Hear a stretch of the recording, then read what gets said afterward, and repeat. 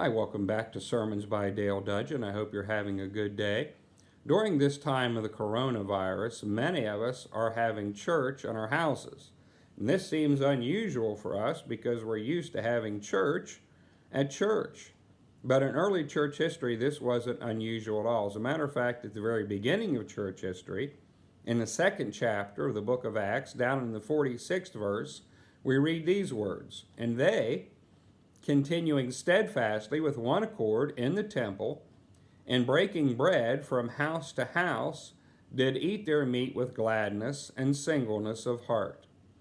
We read there that the early church not only met in the temple, but they met in houses. As we go on further in Acts chapter 5, down in verse 42, we read these words, "And daily in the temple and in every house they cease not to teach and preach Jesus Christ." So the early church was meeting in the temple, and they were also meeting in every house. It was not unusual for the church to meet and worship in houses. Later on in the book of Acts, in the 18th chapter, we read about how Paul departed from a synagogue and started having services in a house.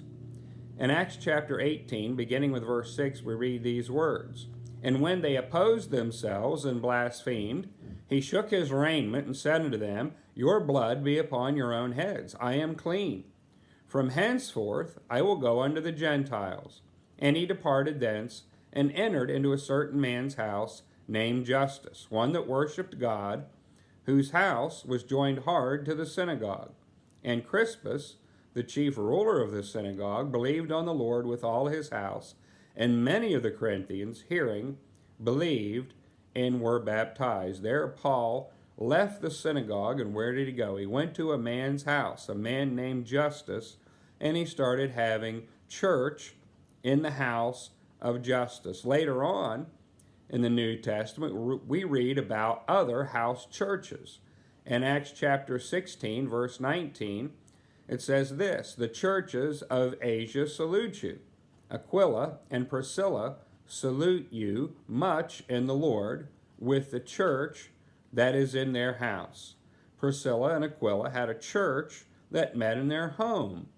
Also, in the book of Colossians, in the 4th chapter, down in verse 15, we read these words, "Salute the brethren which are in Laodicea, and Nymphas, in the church which is in his house." There we see another man named Nymphas who's having church in his house. Finally, in the book of Philemon 1:2, it says this, "And to our beloved Aphia and Archippus, our fellow soldier, and to the church in thy house." Here's another man, Archippus, who's having church in his house. So it was not unusual for the early church to meet in houses.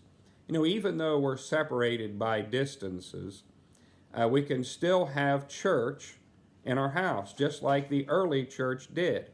But it says they continuing daily with one accord. We can be in one accord even though we're in our own homes. Tomorrow, as we have church, we can partake of the Lord's Supper together in spirit and in one accord, even though we're separated, even though we're in our own houses.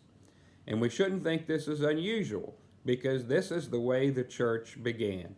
And I hope you think about this, and I hope that God blesses you and yours until we can talk together again.